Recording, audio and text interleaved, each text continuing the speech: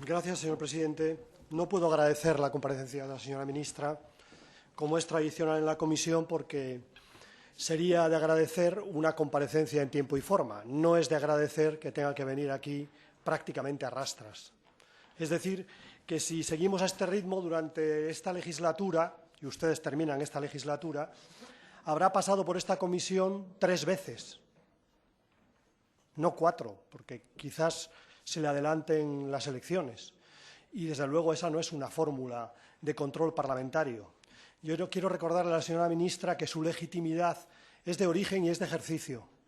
La de origen no la pongo en duda, tiene mayoría parlamentaria, pero la de ejercicio la pongo totalmente en duda.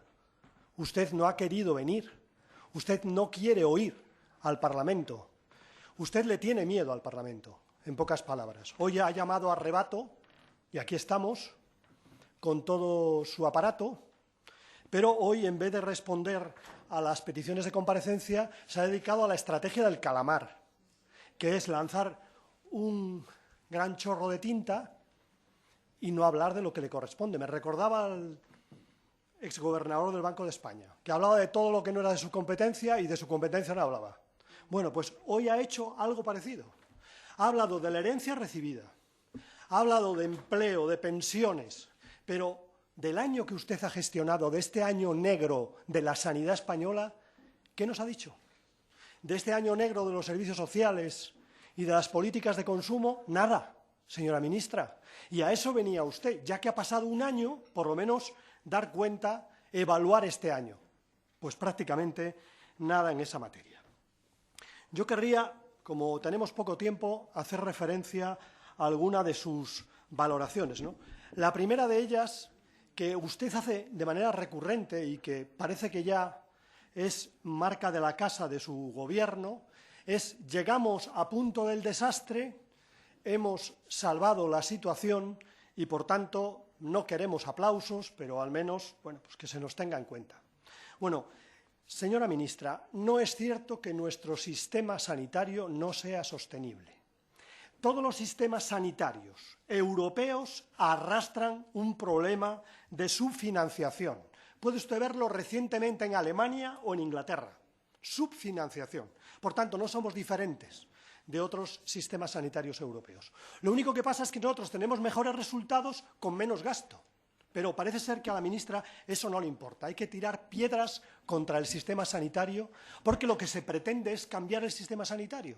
No les gusta el sistema sanitario. No me hable de Pacto de Toledo, señora ministra. Nunca hemos estado más lejos de un acuerdo. Nunca. De un acuerdo en sanidad y de un acuerdo en servicios sociales. Se han encargado ustedes de volar todos los puentes. Porque me dirá usted qué acuerdo va a tener con el resto de los grupos parlamentarios cuando cambia de manera unilateral el sistema sanitario público. Cuando cambia el sistema sanitario de un sistema universal a un sistema de seguro. Y no me diga que no es así, porque está así tanto en la ley como en el plan de reformas que envían a la Unión Europea. Cuando cambia el sistema de servicios sociales, modificando por la vía presupuestaria la ley de autonomía. La ha modificado usted y la ha convertido en una ley, bueno, pues de semiautonomía, no sé cómo llamarla, para compartir con sectores privados, que es su gran objetivo. Por lo tanto, no me vuelva a repetir, cuando comparezca, eso de que el pacto, y además como si estuviéramos al borde del pacto, es que nunca hemos estado tan lejos de un pacto por la sanidad y los servicios sociales, cosa que era uno de sus objetivos. Pues bueno, en el primer año de legislatura, uno de sus principales objetivos, en estos momentos, está más lejos de lo que estaba a principio de la legislatura. Tendrá que hacer alguna valoración, o no va a hacer ninguna valoración. Yo espero que la haga. En segundo lugar, con respecto al carácter universal del Sistema Nacional de Salud. Dice usted, hemos incorporado algunos colectivos y lo atribuye usted al decreto 16/2012. No se lee las leyes, señora ministra. Eso es lo doloroso de esta situación. La Ley de Salud Pública mandataba al Gobierno para que los parados se incorporaran al sistema sanitario y se hizo antes de su llegada, señoría. Y mandataba, en segundo lugar, para que los profesionales, en un plazo de 6 meses, se incorporaran al sistema sanitario. Y usted lo ha hecho, y yo la felicito. Pero no me diga usted que es el decreto 16/2012, porque no es cierto. sencillamente Ley de Salud Pública y alguna de las medidas de la Ley de Salud Pública en la adicional sexta, para más precisiones. Por tanto, no andemos también confundiendo en estos momentos a los diputados, cosa que no es de recibo. En relación a esto de la universalidad, sin embargo, señora ministra, usted oculta una parte de la realidad. Y mezclando inmigrantes y turismo sanitario, pues al final no sabemos muy bien de qué estamos hablando. Porque turismo sanitario, señora ministra, en buena parte era gestión de las comunidades autónomas. Yo me pregunto si sus comunidades autónomas habían gestionado también esta materia para que el Tribunal de Cuentas no les dijera nada. Pero me da la impresión de que no. Me da la impresión de que esa gestión que era la gestión de las comunidades autónomas, parece que tampoco era un problema para ustedes. Pero en estos momentos, con respecto a la inmigración, señora ministra, usted tiene que responder no solamente del ajuste, del desbarajuste. Mire, una factura en un hospital público. Dice la factura, dice usted que tienen garantizado emergencias en caso de embarazo y parto. Bueno, pues mire la factura. Hospitalización, cura de urgencias, parto con complicaciones. 3.337 euros. Esto es el resultado del desbarajuste, señora ministra. El resultado de trasladar al conjunto del sistema una exclusión, en este caso la exclusión de los inmigrantes sin papeles, que provoca una situación de confusión en el conjunto del sistema sanitario y que afecta en concreto a un colectivo. Pero yo le diría, señora ministra, habla usted de los mayores de 26 años. Le discutimos ese tema en el decreto 16/2012. ¿Sabe cuánto pagan mayores de 26 años que no han tenido trabajo anterior y que han hecho prácticamente juramento de pobreza? Pagan el 40% de los fármacos, señora ministra. Es una barrera imposible para algunos sectores de este país. Pero no solamente mayores de 26 años, divorciados y divorciadas. Es decir, una serie de sectores que usted confirmó en el debate del decreto 16/2012 que no serían discriminados. Discriminación al canto, señora ministra. Ese es el resultado de esta política de universalización que usted refiere. Pasemos a otro de los temas que han sido significativos en su gestión, el repago, o el copago, como quiera llamarle, copago o repago. Bueno, ya tenemos, antes yo le daba datos internacionales, y bueno, no eran para usted muy representativos, pero ya tenemos datos nacionales, hombre. Ya tenemos un tiempo para saber lo que ha significado el repago y lo que está significando. Bueno, para un jubilado de este país significa como mínimo 11,18 euros de promedio mensual por persona. 11,18 euros de promedio mensual por persona. Si tenemos en cuenta que el 60% de ellos, 60%, consumen alguno de los medicamentos excluidos de la financiación pública, hemos de sumar a esos 11, 7 euros por persona y mes. Pero esto no es lo más grave. Lo más grave no es únicamente esta barrera. ¿Sabe usted, señora ministra, lo que está provocando eso que usted denomina el ahorro a través del repago o a través del copago? Bueno, pues que una parte de los pensionistas, de los crónicos no reconocidos, sino como tratamientos de larga duración, porque crónicos solamente se reconocen unos pocos, lo que está provocando es que casi el 17% de estos pacientes no retiren uno de los fármacos prescritos.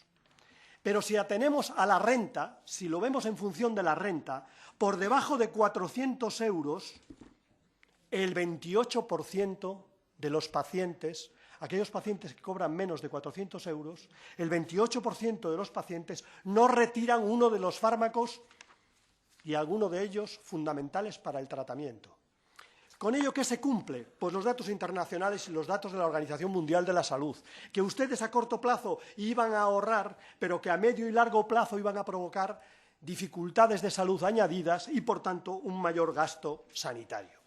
Por lo tanto, señora ministra, ya tenemos datos. Hábleme de este año en relación a lo que ha supuesto las medidas de exclusión, hábleme de este año también en relación a los repagos. Y hábleme de este año también en relación a los recortes. señora ministra, sus recortes, sus 7.000 millones de euros de recorte, que en estos momentos, agregado a las comunidades autónomas y sin los presupuestos todavía del País Vasco y de Cataluña, sin haberlo podido contabilizar, estamos en un 12% de recorte del gasto sanitario español. Eso sitúa a la sanidad española a una situación muy complicada, de la cual usted es responsable. Y desde el punto de vista del empleo, eso supone la pérdida de al menos 100.000 empleos en el sector sanitario. Señora ministra, 100.000 empleos en el sector sanitario como consecuencia de esta política de recortes, de ajustes y de desbarajustes. Porque lo mismo se podría decir del sistema de servicios sociales. Pero claro, el problema del sistema de servicios sociales es que aquí usted no puede hablar de insostenibilidad, porque el sistema de servicios sociales, comparado con la media de la Unión Europea, estamos en el 1,5% de gasto, cuando la media de la Unión Europea está en el 3% de gasto. Por tanto, digamos que tenemos un minisistema de servicios sociales. Ese no era el problema.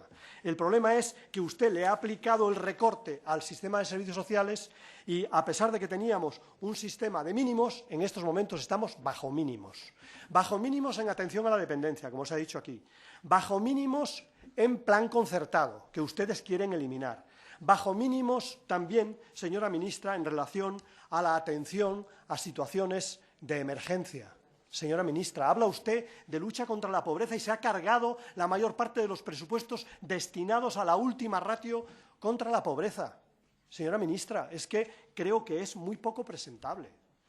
Y habla usted de que en 2009 había un 21% de pobreza. Ya lo sé, señora ministra. Este país es uno de los más refractarios a la igualdad.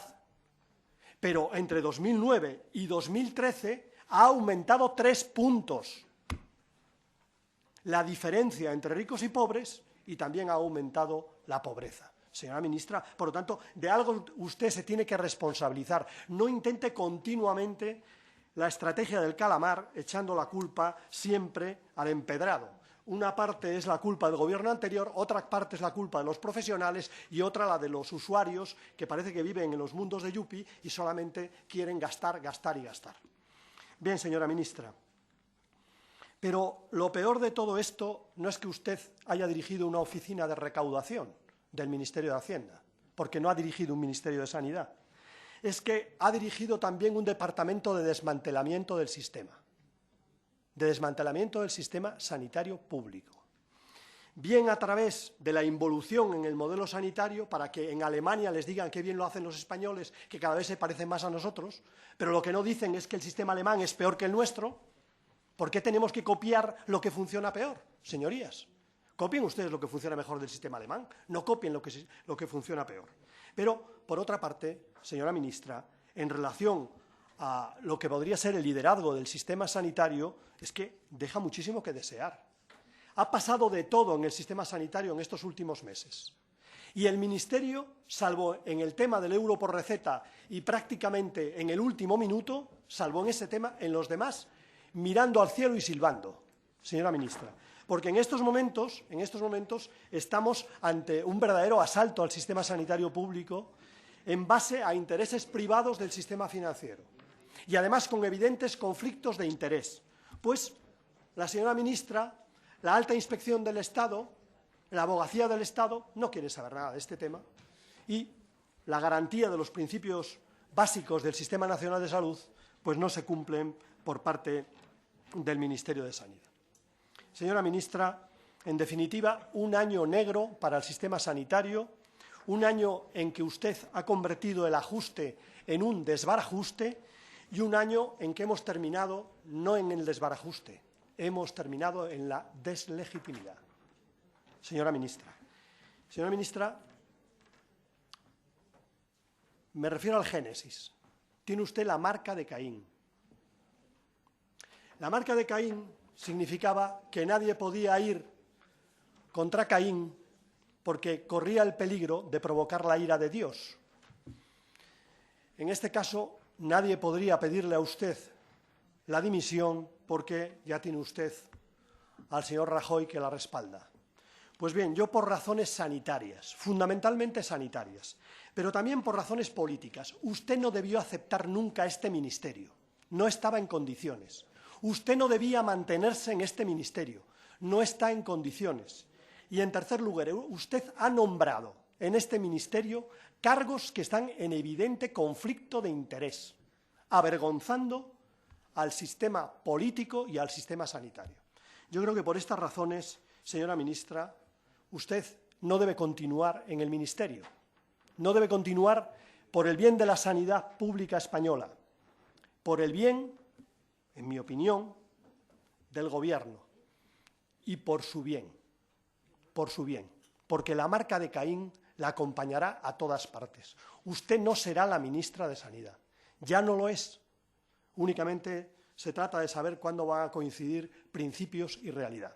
Nada más y muchas gracias.